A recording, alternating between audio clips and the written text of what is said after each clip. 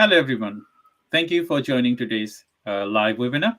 As usual, I'm your host, Dr. 𝗘𝗃𝗲𝗀𝗃, and I have my co-host, Rob Trent. And we're going to be discussing today specifically Access Advisor with Pressalit. And we're going to be discussing about Pressalit, and we have a special guest today to introduce you, Rob. Thank you very much for joining me today. How are you? I'm very good, thank you. It's been a busy week, but it's starting to get cold now, so I'm feeling the weather, but very good. Yeah. So if you're watching this live webinar today and you don't have any clue who we are, I'm Dr. 𝗘𝗃𝗲𝗃, and I'm working with Access Advisor for nearly a year now, and we're working to create a visible, accessible places list with our Access Advisor methodology. So we have a website, and with that website, we will list most of the accessible places in the world. And Rob is the founder of Access Advisor. Rob, if you would give a little bit of introduction of yourself, please. Yeah, well, I was born disabled. I'm quite been around a few years from now, and I started Access Advisor a few years ago, and we've been sort of looking and working to find people to partner with us, and one of the people we found to partner with us, and I'm delighted to say that Pressalit have rejoined us as a premium partner, and that's why we're speaking to Andrew Lowndes today, who is the UK sales director for Pressalit, and we're going to be talking to Andrew about Pressalit. Going to let him introduce himself, find out more about Pressalit, what they do, and what Andrew does specifically, and also how Access Advisor can help and support Pressalit in what they do. Thank you, Rob. So we have our guest speaker, Andrew Lowndes, and he's from Pressalit. So Andrew, thank you very much for your valuable time and joining this live webinar. How are you today? I'm very good. Thanks for having me, and hello to everyone out there. It's a pleasure to be here. Good. Yeah. So as this is a live webinar, and I wanted to ask you, could you please introduce yourself to our audience, who you are, and why, and what you do? Sure. Yeah. So my name's Andrew Lowndes, and I work for a Danish company called Pressalit, and I've actually worked for Pressalit for over 25 years now, so it must be a good place to work, and indeed it is. And Pressalit is a Danish company. We're known for designing accessible bathroom solutions for people, and we've been around since 1954. And I guess you could say that design, good design, is in our DNA, if you like. And since the 1970s, we've focused quite heavily on supportive and assistive products for people with disabilities in the bathroom. But since the beginning of this century, we also extended that out to kitchens as well. So we do a variety of products which are designed for people with all sorts of disabilities. But not only that, I think where we start from is believing that we must provide flexible solutions, because no two people are going to be the same. So our thinking, and certainly part of our design process, is that things adapt to people. People don't need to adapt to things or rooms. And we take that philosophy very seriously on the bathroom side of things, specializing in flexible and adaptable solutions that adapt to different users. That's a great introduction, Andrew, and thank you very much for joining today's live. And we may have some questions from the audience, and we will answer those questions specifically when in the next segment. Before I jump into question you, Andrew, I just wanted to ask Rob. Rob, as you know, we give an introduction to the audience in every episode. I think those people, they don't understand what is Access Advisor. Could you give a brief introduction about Access Advisor? Yeah, certainly. I started Access Advisor because basically fed up with poor accessibility being described but not actually matching the reality. And so I thought it was a place where anybody who has a disability or friends of people who are disabled could rate and review places that are accessible. And since then it's grown into, we set up a Facebook group, we have a community of 1,000 members, and we want to work also with partners like Pressalit who champion accessibility as much as we do and believe in accessibility. And I think, one of the things Andrew touched on then is that, the solutions must adapt to fit people, not the other way around. And that was something that I picked up on what Andrew was saying. And one of the things I think is important for me and has struck me in the last few years, and is a very good example of that, are the changing places facilities that are popping up all over the country. And I know that Pressalit has an involvement in those. And I was wondering if Andrew could talk about changing places in particular before we sort of move on to anything else, because I'm fascinated by changing places. I have to say that, I've been to places like centre parks in the last few years, and now they have a changing places facility, and it's so much easier for people like myself who can't manage, say, sort of what I would call ordinary standard accessible toilets. So Andrew, what is Presalit's involvement in changing places? Well, our involvement in changing places has kind of evolved, I guess, over the years. But changing places came about because people were challenging the general assumption that standard accessible toilets, if you can call them that were standardized in the building regulations, were suitable for all people. So many of our viewers and hearers might be familiar with standard accessible toilets. They're usually in a small room, which is about 1.5 meters wide by 2.2 meters in depth. And then you have a small toilet placed in the corner alongside a small sink.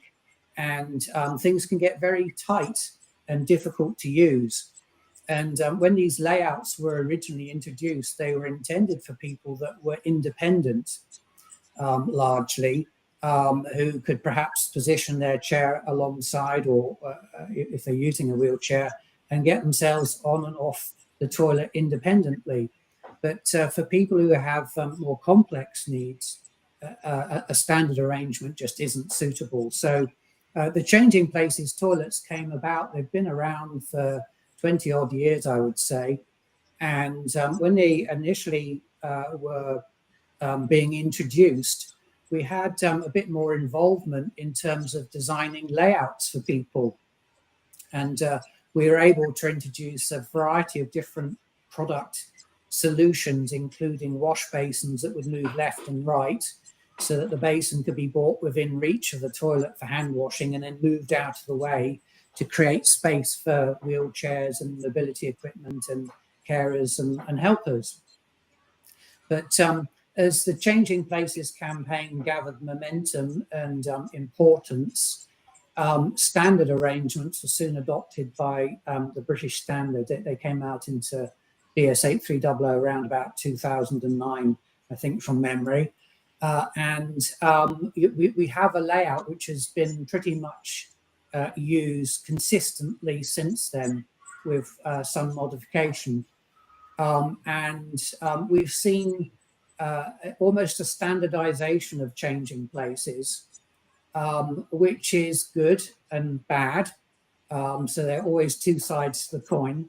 But what we have seen, and what's really encouraging over the last few years especially, is just the increase in number of changing places. Yeah. So we've seen it grown from literally ground zero, a big fat zero, all the way up to something like 3,000 changing places in the United Kingdom. Mm-hmm. And the thrilling thing really for us as manufacturers and as an organization which is really passionate about inclusion and providing, as I said earlier, those solutions that adapt to different users, really thrilling thing for us is that we've seen the growth of changing places, not just in the UK, but in other countries around the world, most of which we're operating in. So Ireland, North America, Australia, New Zealand are at the forefront of changing places. And I do a little bit of work out in the Middle East from time to time. And we're starting to see people get interested in changing places in locations like the Gulf states, which is another good thing. Various aspects of changing places get picked up in other countries as well. So I do a little bit of work in India as well. We've seen the height adjustable change tables that feature in changing places introduced into public accessible facilities out there as well. So they don't call them the same name, but they're starting to pick up on some of these products which are featured in changing places. Changing places are also getting quite large now in Scandinavia, which is good because that's where our roots are as an organization, and other European countries like Germany as well, Holland and Belgium, they're starting to pick up on it as well. So it's really a facility, if you like, or an application which is fitting for our philosophy and fitting for the products that we specialize in as well. So that's why we're very keen to be associated with the Changing Places campaign, and also to educate people about changing places. That's one of the big things that we do with architects. Thank you. Thank you.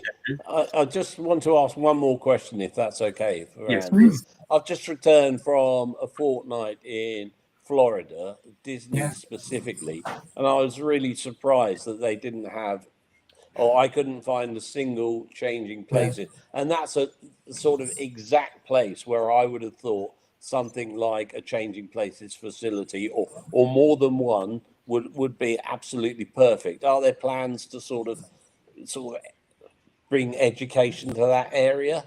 Yeah, well, they do actually have them. So they call them changing spaces. There's always going to be this difference in language, isn't it, and what people call things.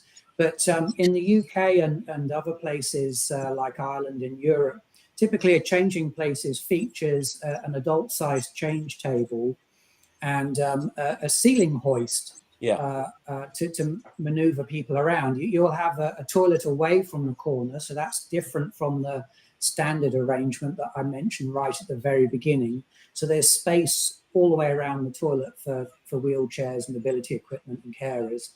And then there's a height adjustable sink. So that's usually the arrangement for changing places in the UK, Ireland, other countries. In the States, they're not quite so generous. But one of the reasons I believe is because their changing spaces are always made available to people. So they don't have restricted access, perhaps with radar keys or a security number that you need to put in. So usually it's just a height adjustable adult size change table. So those are in airports in the States. We've done some very good projects with airports. Pittsburgh is one that comes to mind. And also we do installations in sports stadia, football grounds, baseball stadia, places like that. So they are there, but perhaps the Changing Places campaign isn't as vocal as it is in other parts of the world. And the code isn't as generous. So we have the British standard that supports also DOCM in the UK, the same in Ireland. But the ADA, which is kind of an international code as well, is really quite limiting in terms of the amount of equipment which is provided for accessible toilets. Okay, thank you. So a bit of work there, but they are out there as well, making progress. Yeah, absolutely. Yeah. Okay. Yeah. Thank you, Andrew. So as we talk about the accessibility and accessibility places, a few things I wanted to ask you in relation with the question, like, the organization is specifically, if it's a company, they are doing accessibility for the employee, or a social or a council.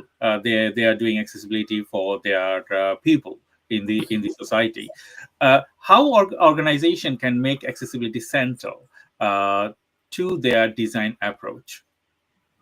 Well, I think there's a number of ways, in my opinion, they can do it. The first is to be listening to the people that use the building or the facility. So that's the key thing, to listen to user experience. But I also go back to the assumption that we've always gone along with, and that is that one particular room will never be suitable for everyone. And it's crucial that we adapt the built environment to people and not the other way around. So it's fancy words, if you like, but it is core to what we believe. But what that translates to most of the time is building in flexibility. So that isn't always flexibility in terms of products and in terms of what we offer within the Pressalit range. It might be a variety of things that you have in terms of flexibility. So it could be that if you're providing a particular service, you're prepared to go out and visit people. You don't always require them to come to you.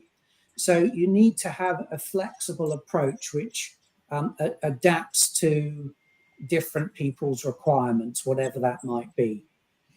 But regarding the built environment, yeah, there's lots of things that we can do to build in flexibility, to future-proof rooms, not only bathrooms and toilets and kitchens, but elsewhere.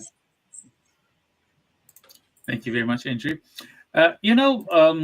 Talk about accessibility and how important is for the people to understand, because as Rob said about USA, he's just been visiting. And we also talk about my recent visit this year to the Legoland. So what I found that is not fully accessible for a person like me or person like Rob. How your organization is working with the big giant companies or corporation to facilitate a specifically tailored solution for us? Yeah, was that Legoland in the UK or was it somewhere else? Yeah, well, Legoland, yeah, they do have changing places toilets. I don't know how well they're signposted. That's another issue, of course, because sometimes people build some lovely facilities, but if they don't let people know exactly where they are, then they don't get used. So that's part of the challenge, is making sure that there's clear signage to different things that people can benefit from in the physical built environment, but also online when people perhaps are searching a venue before they visit it. So there's always that job for the goods and services providers and organizations like Legoland. Certainly we would always champion those facilities like changing places, but we would also get involved in the design stage. So we do quite a lot of education with architects in the UK. We have a seminar which is approved by the Royal Institute of British Architects, and we do education with them. So at the design stage, after the event, it's more challenging. So trying to fix things afterwards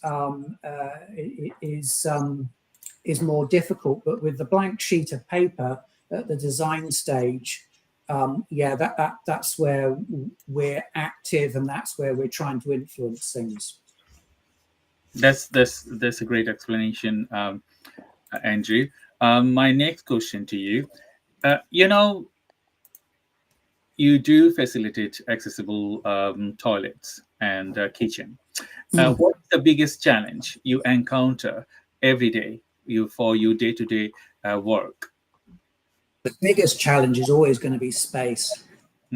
Yeah. So especially in the UK. So yeah, it's just the size of bathrooms and kitchens, extremely small. So there are things that we can do to overcome space. But when you think that you've got to accommodate things like turning circles, you've got to accommodate the space of carers and assistants. Turning circles, for someone who's using a pair of sticks could be 1,200 millimeters across. For wheelchairs, they can be between 1,500 to over 2 meters. So 1,500 millimeters to 2,000 millimeters. And then when you factor in things like assistants working alongside people, helping them out, trying to squeeze that into a bathroom and a toilet, try to squeeze that into a kitchen in a domestic setting can be very difficult. So I would say, yeah, that's definitely the biggest challenge. Mm-hmm. Thank you, Andrew. Thank you very much for your question today. For your Rob, do you want to ask any additional question to Andrew? Well, I think something that Andrew touched on earlier was quite important to me, and Andrew said about the standard toilets not being, very good. I mean, for people with more complex needs, I mean, my needs haven't necessarily changed, but with age and with, as you get older, you get less flexible. I'm now relying more on changing places, toilets than I was, when I was able to transfer with ease. And now, I'm heavier now, undoubtedly, and find transferring a lot more difficult. So changing places for me have become, a really good place. So when I go to a service station now, I can use a changing places facility there. And we're going to Centre Parks in December. And there are changing places facilities there, and it just makes the weekend so much more relaxed, and I think that's really the key, is that for someone disabled like myself, and I'm not speaking for everyone, but for someone disabled like myself, these places are, a godsend, really. You go away for a weekend and you're not worrying about the toilet all the time. You're thinking, well, yeah, I know there's changing places. I can go there.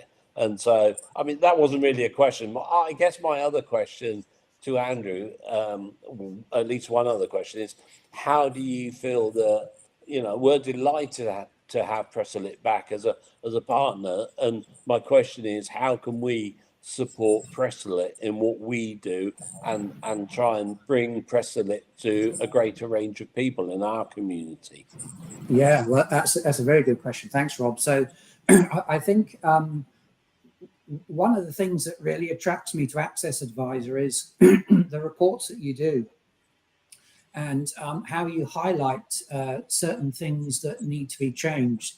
And one of the things that we campaign or provide education on is this, or challenge people about, is this assumption that the standard accessible toilet is suitable all the time.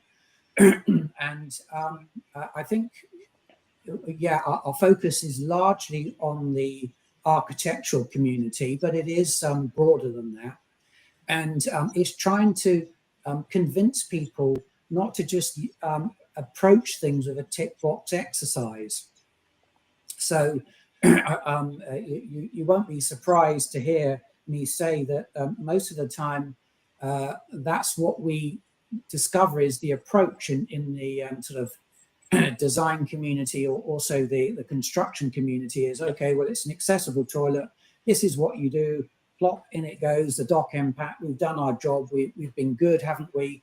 So we don't have to worry about things. We've done what's required of us.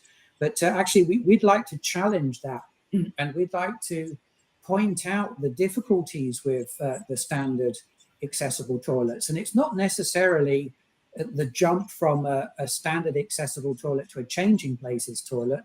It could be something as simple as just telling people, hey, wouldn't it be a good idea just to put 2 hinged arms either side of the toilet in the dock end pack, so that helps people stand up and sit down?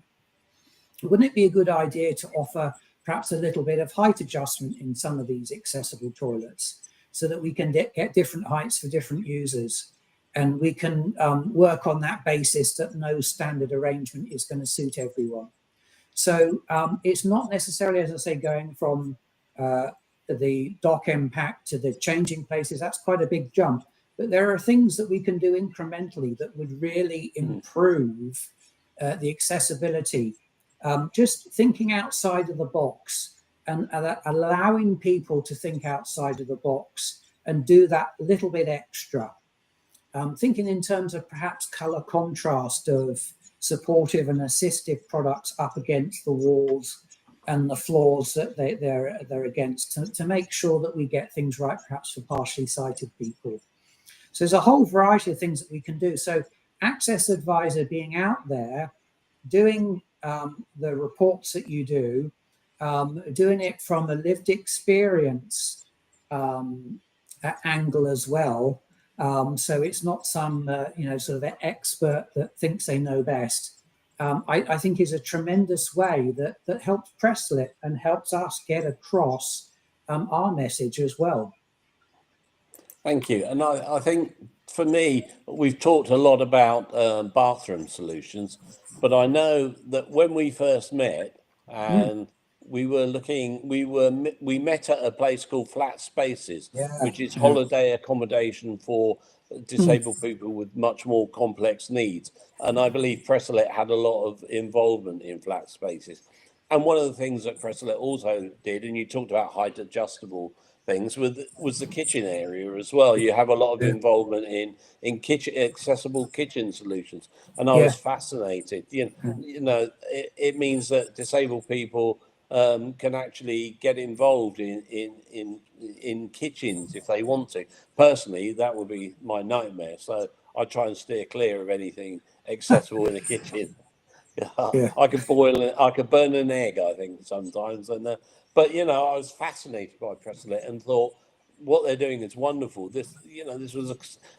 And what struck me about these solutions is that they don't look like they're beautifully designed as well. The design and is more as important as the function, the form. Yeah, that's what I'm trying to say. They look good. They don't look like hospital equipment or things like that. So that was something that I was very impressed with. Yeah. Well, Flat Spaces was a fantastic project. Yeah, so we met Tom Yendall years ago and worked together in designing the bathrooms and the kitchens. I mean, what was being done at Flat Spaces kind of fits into our philosophy, and it was to go beyond the standard arrangements. I mean, if Flat Spaces had, hopefully architects won't feel offended if they're listening in, but if it had been left to architects, they would have gone to the building regulations, they would have done a cut and paste, and you would have ended up with toilets close to the corner. You would have ended up with the minimum requirement, perhaps because of a lack of understanding, or perhaps because of budget restrictions as well. But with Flat Spaces, it's a tremendous site. It's a fantastic holiday accommodation. I only wish there were more Flat Spaces. There were more projects like that. There were more hotel rooms that were offering similar layouts, similar levels of provision, and the same with the kitchen as well. And so, I mean, just as we're trying to encourage independence in bathrooms and toilets, and if we can't encourage independence, and it's about creating safe working environments for carers, same goes for kitchens as well. We like to encourage independence. And so, of course, what that means more often than not is height adjustment of work surfaces. So if you're sat down or standing up, perhaps if you're restricted in height, then surfaces can be brought down or up to your level. And then things like wall cupboards that could be situated above a work surface, they can be brought down for seated users so that they can get to the top shelf as well. Flat Spaces is a tremendous site, and we were very honoured and privileged to be involved with that. Thank you, Andrew, and thank you, Rob. So I just wanted to ask to the audience, if you have any question to any of us, please feel free to add them, and we will try to answer them. Before I jump into my next question, I wanted to share our sponsorship information with the audience, and I think it will help you to understand how you can support us and how we can support you. Like Pressalit, they are supporting us, and we're also supporting Pressalit for different type of campaign and all those things. So we are building our Access Advisor new site, and it will be launched with a live program as well, but we are just nearly finishing touching our new sites. So if you go to the when we launch it, you can go to the package section, and you will see that there will be a video over there. We talk about Access Advisor and what we do and how it can benefit ourselves, and as well as our clients, and as well as the people that we wanted to serve. And the next section, you will find different sponsor packages, starting from Gateway Sponsor to Impact and Inclusion Sponsor. And you know that we have come up with this idea to get this business ongoing. There are many other companies.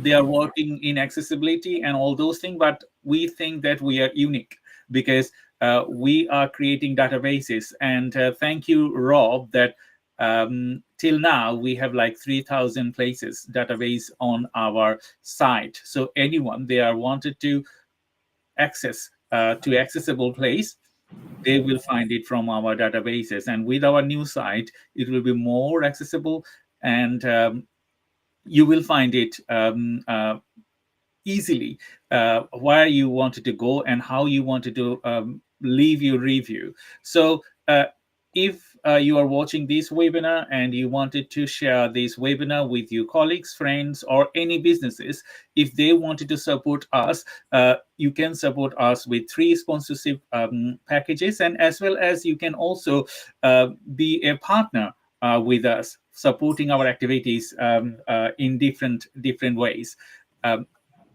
So that's all my introduction with the our package. And thank you, Andrew, and thank you, Rob, for joining this live webinar.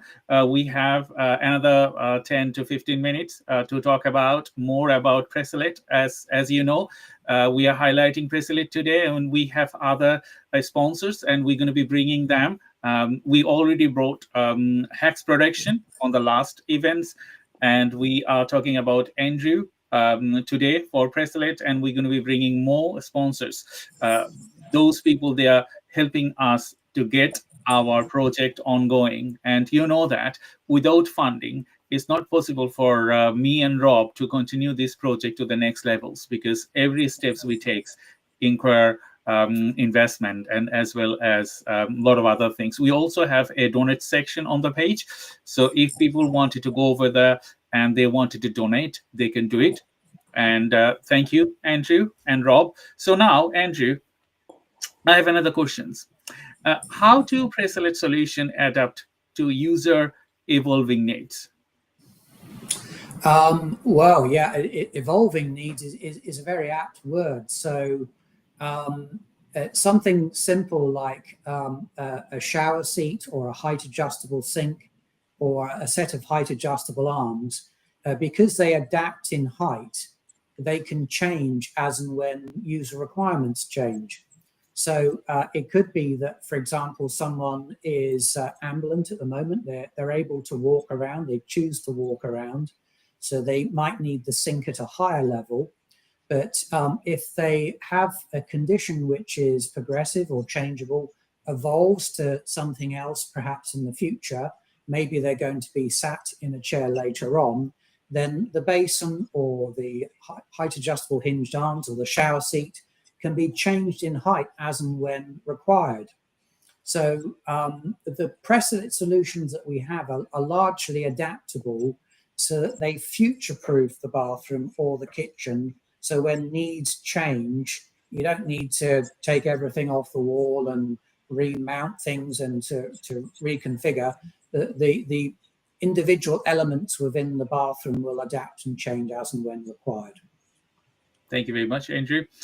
My next questions. You know that we talk about compliance, and UK or other first world countries, government or organization, they are very much into compliance. And for me, compliance is just tick boxes, isn't it? But what is true accessibility in relation with compliance? Well, compliance always doesn't provide true accessibility. You're right. I mean, certainly in the UK, we can be quite prescriptive, which has its pros, but it also has its downside. I've perhaps been quite critical of the standard arrangements that we get in the building regulations, but the big advantage of that, having a prescriptive layout in the building regulations, is that at least that is put in place. And there are some countries which don't have such recommendations in their building code. And so you don't have the minimum requirement put in. So in many respects, we should be grateful that there are perhaps minimum requirements. And so it's a good thing. But the downside is when people won't go beyond that, either because they're scared to, because they think, okay, well, I don't know any better, and therefore I don't want to mess around with what is in the building code or regulations, or because they don't want to spend the money to improve things. I think that's a very important point. That at least by having standards, we have a starting point, and there is the possibility to push on with those standards and improve those standards every day, every month, and try and let's get better at what we do. And by people saying what they need and having input into those standards, we can hopefully make a difference. And another thing that you touched on, I think was important, was it said one size doesn't fit all. And that's true with our accessibility reviews as well. We can tell, someone can review something and it might be right for them, but it doesn't mean it's right for everybody else. So what we're doing is offering suggestions or informative guides as to how we found it, rather than saying you will find this, because I don't have the same disability as someone else. I mean, even someone with my disability will have varying needs and lesser or worse needs than myself. So we are trying to provide accessibility solutions for everyone, not just one size fits all. And I think that's a really important point that you made. Yeah. Yes, I totally agree with you, Andrew and Rob, because when you apply for accessibility, if I think about a council, okay, I have seen that most of them, their compliance is just like tick boxes. That you can have this, you can have that, you can have that.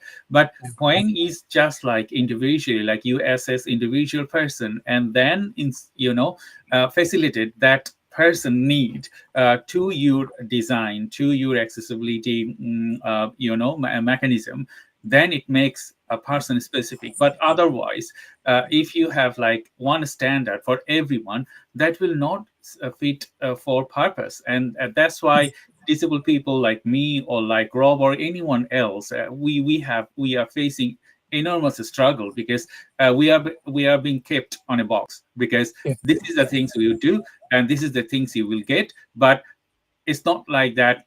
They will assess specifically my need and then lay out all those things. So as a company and a leading organization in the accessible toilets and kitchen, how do you overcome this barrier? Like when you talk to your clients, when you talk to the authority, how you administrated these gaps? Yeah, well, I think sometimes it's good to have some catchy recommendations or some take-homes that people can have that challenge assumptions and challenge this immediate response, which is just to go to the building code and put that in. So when we're speaking with stakeholders, designers, architects, people like that, one of our statements is that if we know who the user is of the bathroom or the kitchen, and we're confident that nothing is going to change with their requirements, then you kind of just put in a fixed arrangement of equipment which is going to be suitable for that person. But if you don't know who the user is, or if you think that person, or you know that person has a changeable condition, then you design for adaptation. You design for that room to adapt to those changing requirements. And so we bring this message to a variety of different people, and that's how we challenge this tick box mentality, if you can call it that. That, I think, is more powerful when we're away from public access. But when we're within the realms of public access, it is admittedly a very difficult thing to bring to people and to challenge that, that sort of just knee-jerk reaction to go to just what's in Part M. We can also tell people, we can remind people that Part M of the building regulations is the minimum requirement, and we can tell them where the British standard BS 8300, which is the standard on access to buildings for accessibility, and also Part M of the building regulations, which is also the same. We can tell them where they say, you know, try something a little bit different. So, for example, if the toilet is not very close to the corner, then Part M tells you put two hinge arms either side. Yeah. Part M does tell you this is a minimum requirement. So we can challenge those assumptions, but admittedly, it's more difficult in the public access realm because people are scared to get it wrong.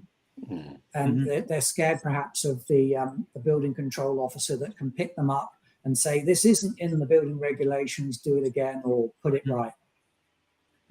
Thank you. Thank you. I know we're coming up to the end of our time, so I just wanted to reiterate my thanks to Andrew and Pressalit for really supporting Access Advisor and the way that you supported us in the past, and we're glad to be working together again. It's really good, and thank you for that. You're more than welcome, and we're just happy to be working with someone who has the same ethos and ideas and thinking that we do. Yeah, that was a great pleasure to talking to you, Andrew and Rob, today. My last ask, do you wanted to say anything to our audience, Andrew? Yeah, well, I think continue challenging. Continue challenging the status quo, and you won't always win. We don't, but continue going for excellence. Continue going for something that actually meets user requirements, whatever that is, for one individual or for a variety of different people. Continue going for solutions that encourage independence. And if that isn't possible, go for solutions that provide a safe and comfortable working environment for the helpers that are working alongside the people that they're looking after. So that's very much part of what we're about, and Access Advisor as well. And I'd want that in the wider society as well. Thank you. Thank you. And Rob, do you wanted to say anything to our audience? Yeah, I'll just reiterate what Andrew said. And from an Access Advisor point of view, you know, please support us. We're across all the socials.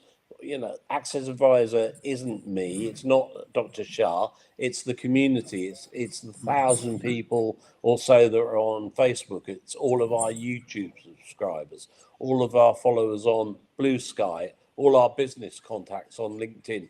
You know, we're trying to create a sustainable business, and we can't do that without your help. So please follow Access Advisor, and please support Pressalit as well when you can. Thank you, Andrew, and thank you, Rob. Andrew, just stay on the line. We're going to say bye-bye to the audience, and then we will see you bye-bye offline. So thank you, everyone, for joining today's live webinar. I'm your host, Dr. 𝗘𝗃𝗃 Siddiqui, and we have Rob, Trent, and we're going to be saying you bye-bye. We will welcome you next month our special Christmas live events, and we're going to be bringing some guests over there. Until next month, please stay tuned, and please, we need your support. So that any form of support you can give it to us, that will help us to bring this initiative to the next stage. And you know that to work on this accessibility, without funding and without support, we cannot grow. So until next episode, thank you very much for joining today's live, and we will welcome you to the next episode of Access Advisor Accessibility Live Events. Thank you, and bye-bye.